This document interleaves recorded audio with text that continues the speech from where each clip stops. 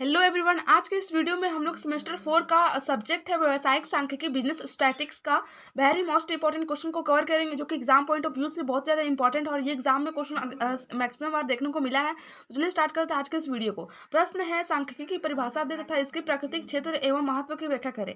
यानी कि हमको इसमें कितना तरह का आंसर देना है। एक परिभाषा देना है, ठीक है, अर्थ परिभाषा। फिर सेकेंड है प्राकृतिक, नेचर के बारे में डेफिनेशन देना है। फिर से है क्षेत्र, फिर महत्व, यानी कि 1 2 3 4 यानी कि 4 तरह का हमको आंसर इस क्वेश्चन के दौरान देना है। इसी क्वेश्चन में 4 तरह का क्वेश्चन मिक्स है, ठीक है। तो चलिए स्टार्ट करते हैं आज के इस वीडियो को। Define statics and discuss it's nature, scope and importance. Answer है सांख्यिकी का अर्थ एवं परिभाषा। Meaning and definition of statics. एक वचन की स्थिति में स्टैटिक्स तथा सांख्यिकी को एक विषय के रूप में परिभाषित किया था। यानी कि एक वचन की स्थिति में स्टैटिक्स तथा सांख्यिकी को एक विषय के रूप में परिभाषित किया था, जहां इसे सांख्यिकी विज्ञान और सांख्यिकी विद्या कहा जाता है। विज्ञान विषय के रूप में सांख्यिकी को परिभाषा को दो भागों में बांटा जा सकता है। यानी कि विषय के रूप में सांख्यिकी की परिभाषा को दो प्रमुख भागों में बांटा। पहला है संकीर्ण परिभाषा है और दूसरा है व्यापक परिभाषा। संकीर्ण परिभाषा यानी कि छोटा सा परिभाषा है जो कि बहुत सीमित है, और व्यापक परिभाषा यानी कि बहुत बड़ा परिभाषा है, यानी कि जिसका जो फील्ड है वो बहुत ही अनलिमिटेड है, असीमित है, ठीक है। तो ये है दो परिभाषा। ये आपका फ्लो चार्ट, इसको आप पेंसिल से बना सकते हैं। मैंने इसमें पेन से ही ड्रॉ कर दिया था, ठीक है। आप लोग इसको पेंसिल से बना सकते हैं। एग्जाम के दौरान ज़्यादा बेटर दिखेगा और एग्जाम पर अच्छा इफेक्ट पड़ेगा, आपको मार्क्स भी अच्छे मिलेंगे। तो फर्स्ट है संकीर्ण परिभाषा। इन परिभाषाओं को अपूर्ण एवं अप्राचीन मत की परिभाषाओं के नाम से भी पुकारा जाता है या कहा जाता है। प्राचीन काल में सांख्यिकी विज्ञान राज्य विज्ञान के रूप में विकसित हुआ था। इनकी प्राचीन काल में सांख्यिकी विज्ञान राज्य विज्ञान के रूप में विकसित हुआ था। अतः इन परिभाषाओं का क्षेत्र तो राज्य विज्ञान के तक ही सीमित रहा। इसका क्षेत्र जो है वह राज्य विज्ञान तक ही सीमित रहा और कतिपय सांख्यिकी रीतियों तक, जैसे गणना का माध्य जो है उस अधिक महत्वपूर्ण थी। यही कारण है कि ये परिभाषाएं संकीर्ण दृष्टिकोण का प्रतीक मान जाती है। सेकेंड है व्यापक परिभाषाएं। व्यापक परिभाषा, इन परिभाषाओं को आधुनिक युग की परिभाषाओं की संज्ञा दी जाती है। यानी कि मॉडर्न युग की परिभाषा को संज्ञा कैसे दी जाती है? व्यापक परिभाषा को। आधुनिक सांख्यिकी शास्त्री सांख्यिकी के क्षेत्र अत्यधिक व्यापक समझते हैं, यानी कि बहुत बड़ा क्षेत्र समझते हैं सांख्यिकी शास्त्री, और इसमें अनेक सांख्यिकी रीतियों को समाविष्ट करते हैं। आधुनिक मत के परिभाषाओं में कुछ प्रमुख का उल्लेख नीचे किया जा रहा है। विभिन्न विद्वानों ने सांख्यिकी की भिन्न भिन्न परिभाषाएं दी है, जिनमें से प्रमुख परिभाषाएं निम्नलिखित है। फर्स्ट है, इसका तो हम लोग देखेंगे कम से कम 4-5 वैज्ञानिक का नाम नोट करेंगे, जो सांख्यिकी शास्त्री है या फिर विद्वान है, उनका नाम नोट करेंगे, इससे अच्छा मार्क्स मिलता है। तो परिभाषा है, फर्स्ट है डॉक्टर बाउले। डॉक्टर बाउले के अनुसार सांख्यिकी की 3 परिभाषाएं दी गई है, जो कि निम्न प्रकार है। फर्स्ट है सांख्यिकी गणना का विज्ञान है। सेकंड है सांख्यिकी को सही अर्थों में औसतों का विज्ञान कहा गया है। सांख्यिकी वह विज्ञान है जो सामाजिक व्यवस्था को संपूर्ण मानकर सभी रूपों में उसका मापन करती है। थर्ड है बॉडी गठन के अनुसार सांख्यिकी अनुमानों और संभावनाओं का विज्ञान है। प्रो किंग के अनुसार गणना और अनुमानों के संग्रह के विश्लेषण के आधार पर प्राप्त परिणामों से सामूहिक प्राकृतिक अथवा सामाजिक घटनाओं पर निर्णय करने की रीति को सांख्यिकी विज्ञान कहते हैं। कहने का मतलब है कि प्रो किंग का कि सांख्यिकी जो है वह एक ऐसा विज्ञान है जो गणना और अनुमानों को संग्रह करके उसको विश्लेषण उसका मापन करके उसके आधार पर जो परिणाम निकलता है उसके थ्रू सामूहिक प्राकृतिक और सामाजिक घटनाओं का निर्णय करने की रीति को ही सांख्यिकी कहते हैं। पीच कार्मेल के अनुसार सांख्यिकी का विषय उन समकों का संग्रह, प्रस्तुतीकरण, विवरण और विश्लेषण से रखता है जो संख्या के रूप में मापे जाते हैं। सेलिंगमैन के अनुसार सांख्यिकी वह विज्ञान है जो किसी विषय का प्रकाश डालने के उद्देश्य से संग्रह की जाते हैं और आंकड़ों को संग्रह, वर्गीकरण, प्रदर्शन, तुलना और व्याख्या करने के लिए रीतियों को विवेचना करता है। प्रो आर ए फिशर के अनुसार सांख्यिकी को फर्स्ट सांख्यिकी का अध्ययन, जनसंख्या का अध्ययन, विचरण का अध्ययन और आंकड़ों के लघुकरण का अध्ययन को भी माना जा सकता है। और सांख्यिकी उपयुक्त परिभाषा, उपयुक्त परिभाषाओं से स्पष्ट होता है कि सांख्यिकी की परिभाषा भी अर्थशास्त्र की तरह भारी मतभेद है। कहने का मतलब जिस प्रकार अर्थशास्त्र की परिभाषा भी बहुत सारे विद्वानों ने बहुत तरह की परिभाषाएं दी है, उसी प्रकार सांख्यिकी की परिभाषा भी बहुत तरह की है और बहुत व्यापक परिभाषा है। विभिन्न विद्वानों ने अपने अपने दृष्टिकोण से सांख्यिकी विभिन्न पहलुओं पर महत्व देते हुए विभिन्न परिभाषाएं दी है। भिन्नता का मुख्य कारण यह है कि इसका क्षेत्र बहुत व्यापक है, दिन प्रतिदिन इसका महत्व बढ़ता ही जा रहा है और इसका विकास होता ही जा रहा है। ऐसी स्थिति में इसकी एवं सर्व उपयुक्त परिभाषा देना सरल कार्य नहीं है, बहुत कठिन कार्य है। फिर भी इन सभी परिभाषाओं को विवेचना इससे स्पष्ट मूल तत्वों जैसे सांख्यिकी प्राकृतिक विषय, सामग्री, उद्देश्य एवं सांख्यिकी रीतियां का उपयुक्त परिभाषा का समावेश किया जा सकता है।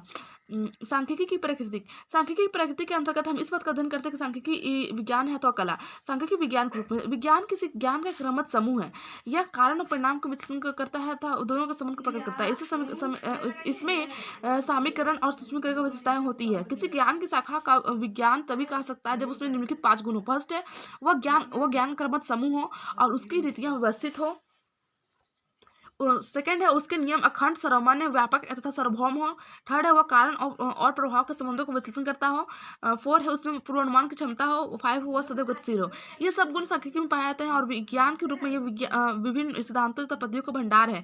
यह ज्ञान का क्रमबद्ध समूह है। इसकी उपयोगिता सारे संसार में है और इसमें अनेक नियम व आधारभूत सिद्धांत पाए जाते हैं। उदाहरण के लिए महान जड़ता का नियम, law of inertia of large number.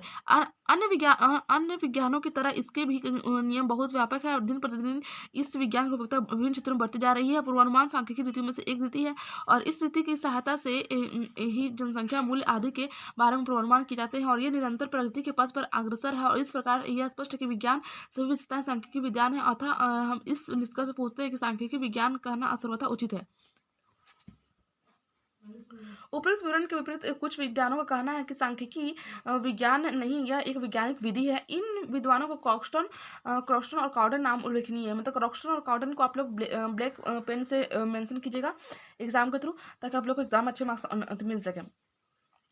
सांख्यिकी इतनी पूर्ण और विश्वसनीय प्रणाली है कि सभी विद्वान अपने अपने निष्कर्ष निकालने के लिए उसका उपयोग करते हैं। चूंकि सभी विज्ञानों में इसका प्रयोग होता है था, इसे क्रॉक्सटन और कॉर्डन के लिए विज्ञान का विधि भी कहा था। परंतु इसका आशय यह नहीं कि सांख्यिकी विज्ञान नहीं है, यह विज्ञान तो है और इतना पूर्ण है कि यह अन्य विज्ञानों की सहायता लेनी पड़ती है। उपयुक्त विचारों को देखते हुए यह अधिक अच्छा होता है कि क्रॉक्सटन और कॉर्डन ने यह कहा होता है कि सांख्यिकी केवल एक विज्ञान ही नहीं बल्कि वैज्ञानिक विधि है। वास्तव में सांख्यिकी विज्ञान का साधन नहीं बल्कि साधन है। सांख्यिकी कला के रूप में, कला का अभिप्राय किसी क्रिया से है। कला हमें यह बतलाती है कि किसी कार्य को हम कैसे करें। विज्ञान हमें किसी विषय के बारे में ज्ञान प्रदान करता है और वहीं कला हमें किसी कार्य को करने के सर्वोत्तम ढंग बताती है। कला के निम्नलिखित लक्षण है। फर्स्ट, कला उन प्रक्रिया का समूह है जिनकी सहायता से हम अभीष्ट परिणाम तक पहुँचते हैं। और दूसरा है कला केवल वर्णन ही नहीं करती बल्कि निर्धारित लक्ष्य को पहुंचने के लिए उपाय भी बतलाती है। थर्ड है कला की साधन के लिए विशेष ज्ञान और अनुभव, आत्म संयम की आवश्यकता होती है। सांख्यिकी में भी कला के लक्षण उपलब्ध है। यह हमें बताती है कि समस्याओं का अध्ययन करने के लिए उनके समाधान हेतु सांख्यिकी नियमों और सिद्धांतों का उपयोग किस प्रकार किया जाए। सांख्यिकी कला के रूप में विशिष्ट समस्याओं का संतोषजनक समाधान के लिए नियमों, रीतियों और सूत्रों का प्रयोग करना बतलाती है। जैसे बीमा कंपनी ब्याज की दर निर्धारित करने एवं मृत्यु की तारीख का प्रयोग करते हुए, इस प्रकार हम कह सकते हैं कि सांख्यिकी की कला भी है। फिर सांख्यिकी का क्षेत्र, स्कोप ऑफ स्टैटिक्स। सांख्यिकी विज्ञान जिसका क्षेत्र प्राचीन काल से बहुत सीमित था, अब अत्यधिक विस्तृत हो गया है। मतलब अब बहुत बड़ा हो गया, अब बहुत व्यापक हो गया। आज ज्ञान विज्ञान के शायद ही कोई ऐसी शाखा है जहाँ साधन के रूप में सांख्यिकी रीतियों का प्रयोग ना किया जाता हो। प्रायः निम्न 3 शीर्षकों पर विचार करते हुए सांख्यिकी क्षेत्र पूर्ण रूप से समझा जा सकता है। फर्स्ट है सांख्यिकी का विभाग, सांख्यिकी के महत्व, सांख्यिकी का अनुप्रयोग, division of statics, importance of statics, application of statics. सांख्यिकी का विज्ञान, सांख्यिकी का महत्व, सांख्यिकी का अनुप्रयोग। फिर है सिद्धांत सांख्यिकी। सांख्यिकी गणितीय सिद्धांत की शाखा के अंतर्गत आता है। सैद्धांतिक इस सांख्यिकी का आधार पर प्रायिकता सिद्धांत, थ्योरी ऑफ प्रोबेबिलिटी है। सांख्यिकी रीतियाँ, स्टैटिस्टिकल मेथड। सांख्यिकी विज्ञान की विविध रीतियाँ हैं जिनके प्रयोग से अनुसंधान के किसी भी क्षेत्र में अंकों का संकलन करके विश्लेषण किया जाता है तत्पश्चात उचित परिणाम निकाले जाते हैं। सांख्यिकी रीतियाँ वे युक्तियाँ हैं जिनके द्वारा जटिल संख्यात्मक समकों को इस प्रकार विश्लेषण और इस प्रकार अध्ययन किया जाता है जिसके सहायता से वो समझने हो सके और उनसे शुद्ध और सही परिणाम निकाले जा सके। प्रारंभिक अवस्था में आंकड़े कच्चे डाल की तरह होता है। जिस प्रकार निमित्त माल रूप में बदलने के लिए प्रारंभिक प्रौद्योगिकी होकर निकलना पड़ता है, उसी प्रकार आंकड़ों को प्रयोग में लाने योग्य होती है कई विधियों से सहायता लेनी पड़ती है। इन्हीं विधियों को हम सांख्यिकी विद्या के नाम से जानते हैं। अब सांख्यिकी महत्व, सांख्यिकी तकनीकों का व्यवहार इतना व्यापक है कि हमारे जीवन में और हमारी हाथों में सांख्यिकी का प्रभाव इतना अधिक हो गया कि सांख्यिकी महत्व को उपेक्षा नहीं की जा सकती है। वास्तव में सांख्यिकी का युग आ गया है। सामान्य व्यक्ति द्वारा भी दिन प्रतिदिन का निर्णय जाने में सांख्यिकी विधियों का प्रयोग किया जा रहा है। जब कोई व्यक्ति रेडियो अथवा मशीन खरीदता है तो वह कई कंपनियों को मूल्य रीतियों सूचियों का अध्ययन करता है। इस प्रकार हम कह सकते हैं कि इस उद्देश्य से मूल्यों को विस्तार का पता लगाना होता है। लोग बाग सुरक्षा के लिए जीवन तथा अन्य आकस्मिक घटनाओं पर का बीमा कराते हैं। बीमा व्यवसाय का आधार और समंक की होती है। कहने का तात्पर्य यह है कि जीवन के प्रत्येक क्षेत्र में समंकों का हमें मार्गदर्शन प्राप्त होता है और इसलिए कहा गया सांख्यिकी प्रत्येक व्यक्ति को प्रभावित करती है और अर्थात जीवन के अनेक बिंदुओं को स्पर्श करती है। सांख्यिकी के कारण अनेक क्षेत्रों में प्रगति हुई है और हो रही है। आई होप आप लोग को वीडियो अच्छी लगी होगी। Thank you so much watching this video. ऐसे इंपॉर्टेंट क्वेश्चन के वीडियो के लिए मेरे चैनल को लाइक सब्सक्राइब जरूर कीजिएगा और कमेंट करके जरूर बताइएगा कौन सा क्वेश्चन आप लोग को चाहिए, किसका आंसर।